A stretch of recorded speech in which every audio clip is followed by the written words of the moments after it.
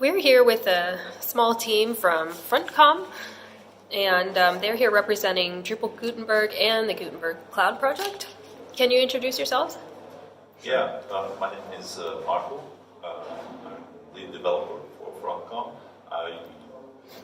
Currently, I'm lead developer for the Drupal Gutenberg project. Yeah. And my name is Thor, and I work as a project manager and a customer for FrontCom. Yeah. Okay, and I saw in your presentation today that more than 9,000 people have downloaded Drupal Gutenberg release candidate. That's a lot of people using it. What kind of feedback have you gotten so far? Mostly positive. As we mentioned also in the presentation, using Gutenberg in general gives that UX and ease that people need and really enjoy. So those benefits.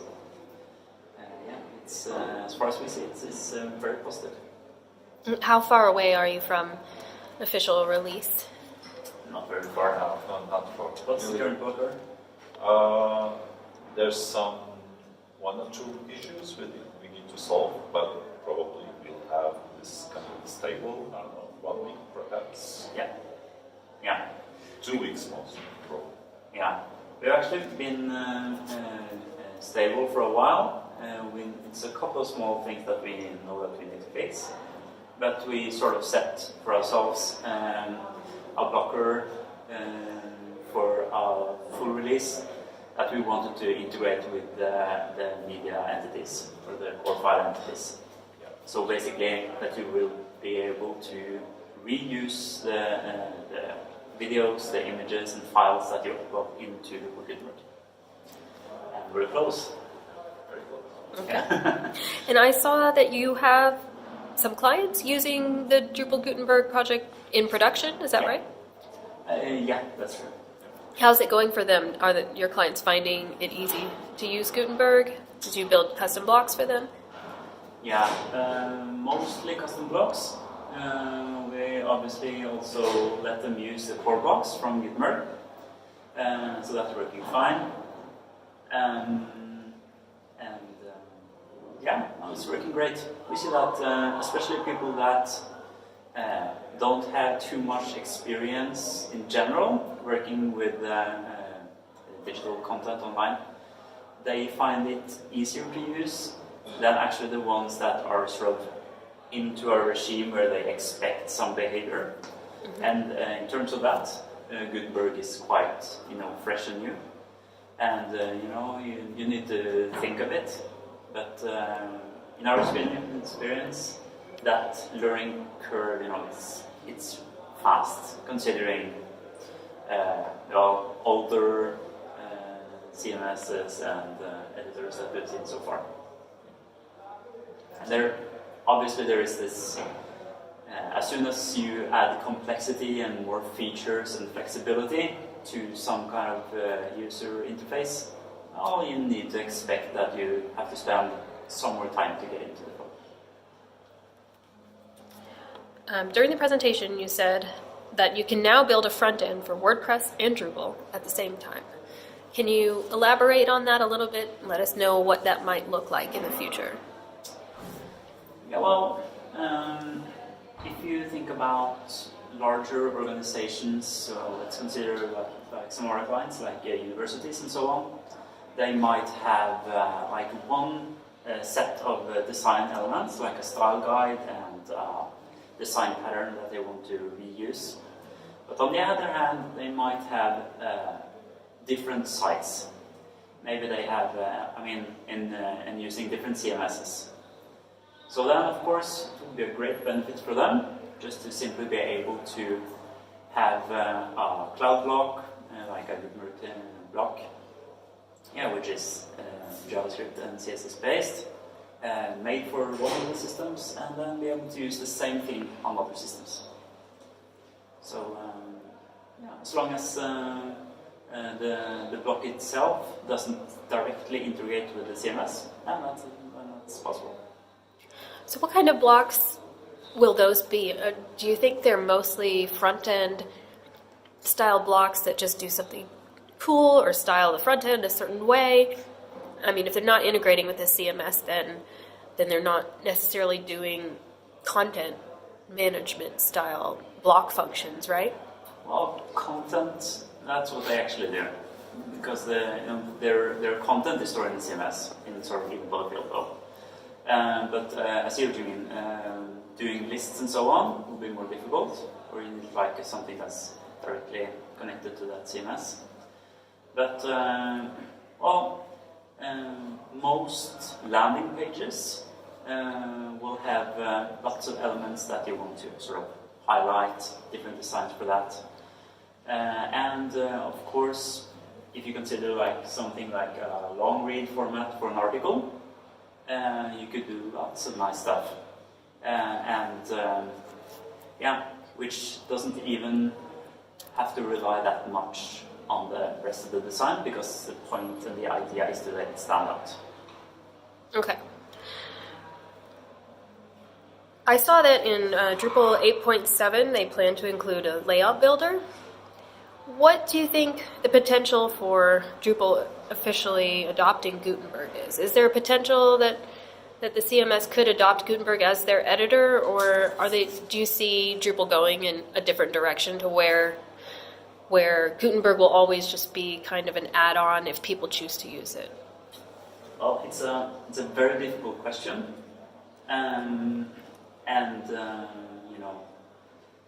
probably it will remain like a separate module. I believe so. I think the human aspect of that could be a part of it. You know, generally people want to sort of see the separation somehow, and sort of not rely that heavily on other projects, maybe. But the work that's going on there in the Drupal community now is very good. So we really look forward to that. There are some major initiatives that is working with the general admin UI, which is very, very interesting. I think in general we need to consider Gutenberg being exactly what it is. It replaces the editor, you know, CK editor. That's what it replaces, not everything else. You can still have all those metadata fields, all of those other kinds of fields that you need to have structured. So, and if you look at it that way, it's only like 5% of that experience, so I don't see any issues with that. During the presentation, you said that part of the vision for this project is to have a sustainable ecosystem of blocks, but also ease of use. What do you think is unsustainable about the current way that plugin developers are packaging blocks into collections? Where do you see that going? Yeah, well, it will introduce, what we call, some bloat. It will for sure give some projects that will have like several packages of blocks, and then how would you sort of organize them together? How would you group them? How do you handle the ones from those packages that you don't really need? And I know that the WordPress Gutenberg core team is working on those exact things. The block management features. Exactly, so that's going to be great. But it would be great to have something that's like, this is the way we do it. And for handling blocks alone, you probably don't need like a lot of menu elements in that menu. Okay, so one of the 9 priorities that Matt Mullenweg published for 2019 is building a WordPress.org directory for discovering blocks and seamlessly installing them. Do you perceive any competition between the Gutenberg Cloud and WordPress.org's plans for the plugin directory?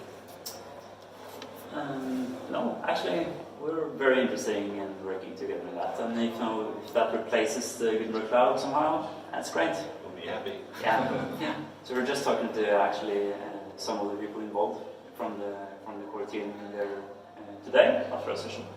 So we're looking forward to keep that discussion up. Is there a roadmap right now for the Gutenberg Cloud? Do you plan to promote it or just let it grow organically? It's a matter of resources, I suppose. We would like to, well, we'll promote it, and hopefully we'll get some other players also in that, and help to sort of build out that library. Yeah. What other players are you looking for? Have you seen any interest from other CMSs as far as adopting Gutenberg? Yeah, I thought you were meaning like to build out the blocks library in general. But yeah, as we in Frontcom, we are like an open source oriented agency. We work with other open source projects also. So what we basically need is some project where you have some framework or a different CMS or project, where you can say, hey, we can do this for you, and then to get funding for that. And that could definitely happen.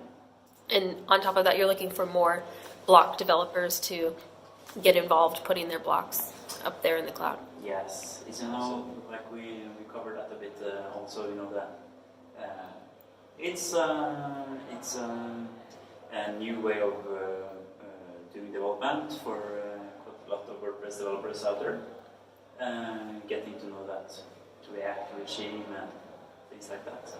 But Mark and I have talked about a starter package, like a kit for that, which is called the Create Cloud Block. Yeah. It really helps developers to start, and even without knowledge on React, they can start learning React with that too. Also. Yeah. It's a great way to start, because then you have a starting point and you have the basic foundation needed. So yeah, I recommend that. Okay. Are there any monetization plans for the Gutenberg Cloud? For extra add-ons? Not from our... Or allowing well, developers to sell commercial blocks? yeah, that's been up for discussion. And, well, story short, we want to do what the community needs and wants. So if that's like, yeah, that's a blocker for people contributing, well, then we'll consider that and discuss it. Okay. So, yeah. Part of the Gutenberg Cloud vision is to improve the open web. How do you see it doing that? Well, well, it does basically, you know, just because what we're saying, when people are working in the WordPress community, well, they have invested lots and lots and lots of hours and effort into building Gutenberg. And then, yeah, we come here and say, hey, we're going to use that. It's of course, yeah, someone could sort of feel that, hey, we're just doing that, you know, this is ours. But generally, like opening up, saying that we also now provide Gutenberg JS, which is a foundation for using the editor on any CMS and framework. And yeah, there you go. Anyone can use that. If you want to make that work in a Magento site, if you want to make that an editor for GitHub or, you know, whatever, it's really possible. So you see having a shared editor that lots of CMSs can use as a benefit to the open web so that everyone can come together to make the improvements faster than if it was just a variety of different editors with small resources trying to improve their own different little editors. Yeah, I mean, let's just consider the blocks, the cloud blocks. We never like to sort of rebuild stuff, right? So as soon as we can make something once and then let people use that in an effective way, well, that's the direction we should be heading, I think. And generally then considering open source compared to other systems, then yeah, that's in the right direction. Okay. I saw some tickets on GitHub in the past about making Gutenberg more CMS agnostic. Was there some resolution there, or do you need anything from the Gutenberg team to be successful? Yeah, we need to we just planned that we'll talk to them about those kind of things. I can't remember exactly what kind of things that we were. Yeah, but that was really from the beginning when the WordPress Gutenberg was evolving.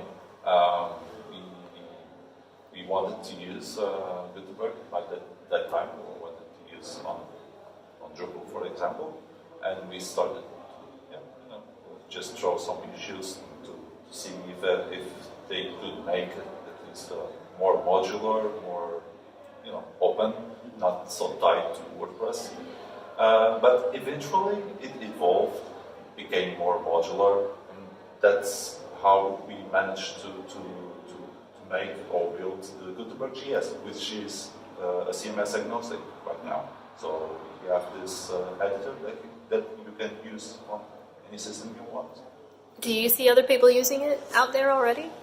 The Gutenberg JS? The Gutenberg JS, actually there was a contact from a company that was developing this kind of a proprietary content management system, and it was built on Angular, so they using Gutenberg JS with Angular. So what is the license for Gutenberg JS?